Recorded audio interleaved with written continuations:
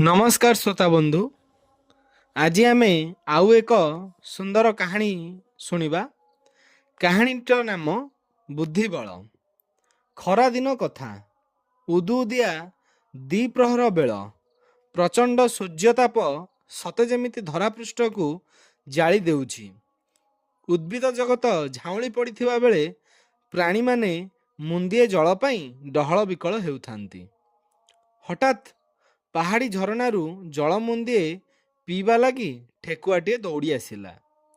से शोष मेंटाइबा पाई पानी रे मुह लगेइछि कि नहीं, हठात सिंहर गर्जन शुणी चमकी पड़िला। मुह उठाई चाहिला बेलकू झरणा सेपाके एक विराट सिंह आखि तोराडी ता आड़कू चाही रहिछि। एबे ठेकुआ पानी पीब कौन? जीवन बंचाइबा पाई दौड़िला। पछे पछे सिंह भी गोड़ाइला।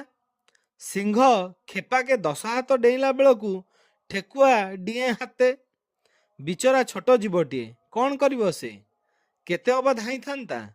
भाग्यकू गोटे गात मिलीगला। जीवन विकल सेही गात भितर पशिगला ठेकुआ। हेले कौन हेबो?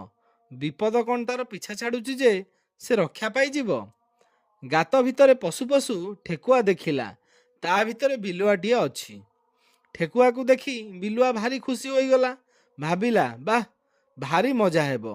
जेतेबेले घर भितर एक सुआदिया शिकारटीए पशिगलानी एईटा को खाई आराम रे सोई जीवी।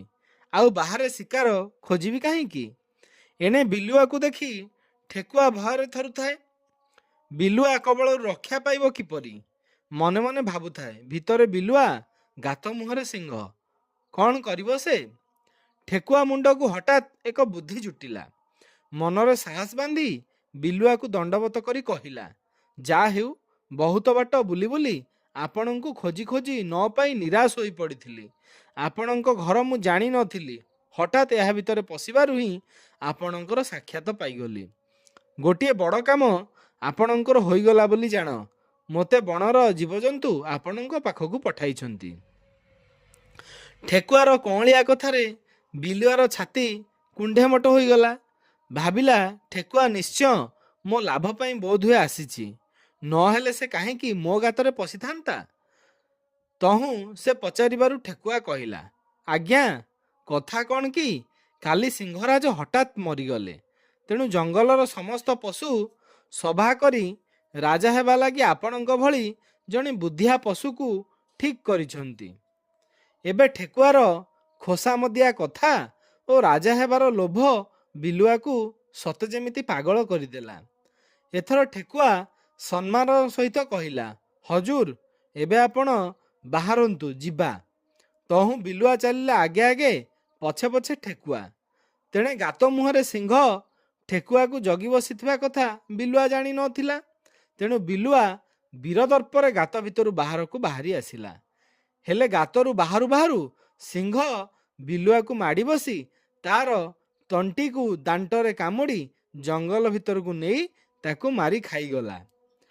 निजर उपस्थित बुद्धिबल रे ठेकुआ दुई दुईटा बलवान शत्रु ठारू रक्षा पाई पारिला। ଏହା ହିଁ ତ ବୁଦ୍ଧିର ବଳ। ଏହାକୁ କେହି କେବେ କଳି ପାରେ ନାହିଁ। ତେଣୁ କଥାରେ ଅଛି, ଶରୀର ବଳ ଠାରୁ ବୁଦ୍ଧି ବଳ ଉନ୍ନତ। ତେଣୁ ବୁଦ୍ଧି ବଳ ସାହାଯ୍ୟରେ ସମସ୍ତ କାର୍ଯ୍ୟ ସଫଳ ହୁଏ। ତେଣୁ ପିଲାମାନେ ବାହୁବଳ ଅପେକ୍ଷା ବୁଦ୍ଧି ବଳ ହେଉଛି ସର୍ବୋତ୍ତମ। ତେଣୁ ବିପଦ ସମୟରେ ବୁଦ୍ଧି ବଳ ପ୍ରୟୋଗ କରି ତୁମେମାନେ ବିପଦରୁ ରକ୍ଷା ପାଇପାରିବ। ଧନ୍ୟବାଦ। ଚ୍ୟାନେଲଟିକୁ ଲାଇକ୍, ସେୟାର ଓ ସବସ୍କ୍ରାଇବ କରନ୍ତୁ।